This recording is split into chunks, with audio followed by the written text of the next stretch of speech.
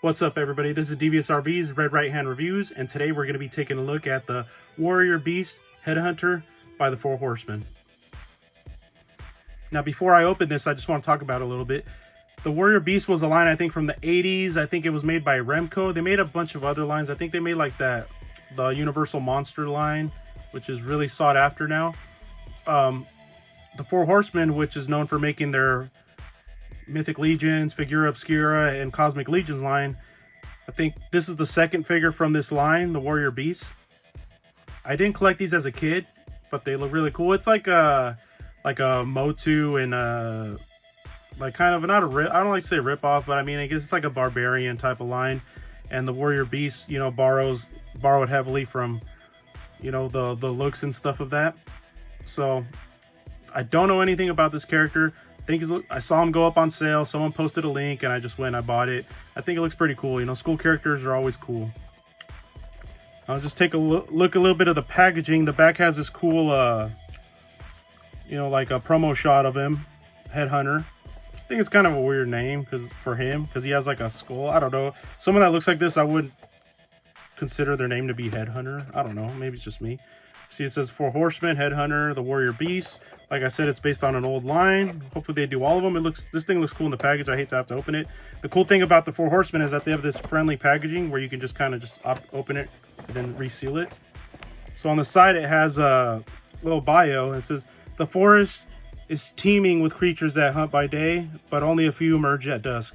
Among them, none are as terrifying as the Headhunter. This sinister being lurks in the shadows, its eerie green eyes forever fixed on its prey. Characterized by its black skin, white cape, and glowing bones, the Headhunter is rumored to have a skinless skull for a head. Few dare to traverse the woods at night, and those who do often vanish without a trace. So if you want to read that again, sorry, you know, it's kind of shaking a little bit. But if you want to read that again, you can just pause it right there. Now, like I was just saying, their packaging is really easy to undo. So like what I like to do is I like to, you know, unhook these things at the bottom right here. I'm not saying it's easy, I can't do it. Then you just slide it right out. And you just pop the figure out. You have the figure in there. He comes with his, I think it's like a spear, because he's a Headhunter, and then the part that connects the spear, and then he has a alternate head with the green eyes, and I think he glows in the dark. The eyes glow in the dark and stuff, so it looks cool. Look, even that effect, look like that. You see the green, that looks cool too. Now here he is out of the package, and if you have, I'm not too familiar because I don't collect a lot of the Mythic Legion stuff. I have a few figures, but I don't know if it's like a 2.0 body, 1.0. There's a lot of experts out there that know everything about it and, you know every part that was used for everything. So this figure is pretty basic. There's a lot of just paint over, so it's pretty basic. So I'm sure it's like, you know, reused parts from other stuff. I mean, it's not a lot of, you know, other than like the head, which I think might even be reused from like one of their other skeleton figures. But like here's like the basic figure. So he has, you know, if you have all these figures, you pretty much know the articulation on it already. So he comes with the other head, which I kind of like. This one doesn't, the jaw doesn't open on this one, but this one the jaw opens. So it's just, you know, personal preference. If you want him screaming, I'm gonna have him with the jaw open because I always think like a screaming skull always looks cool. Always reminds me of like Ghost Rider and stuff like that. So yeah. So then it comes with the staff, spear, and you just connect it. I think this has probably been reused before. It just looks like something that's been reused. And he comes with this cape. So the cape just kind of, let me see.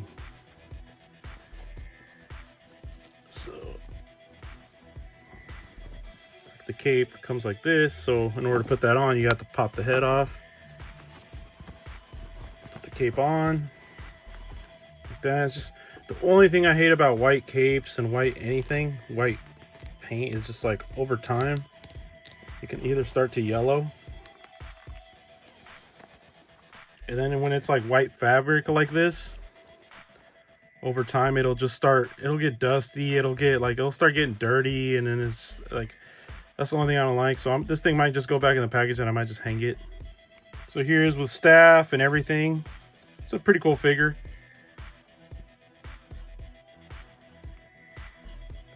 Now I'm going to compare them with some other skull-headed characters. So right here, obviously when a lot of people think of skull-headed, they think of Skeletor. So we got Skeletor right there. Then another really popular skull-headed character is, let's see, Ghost Rider. Put there.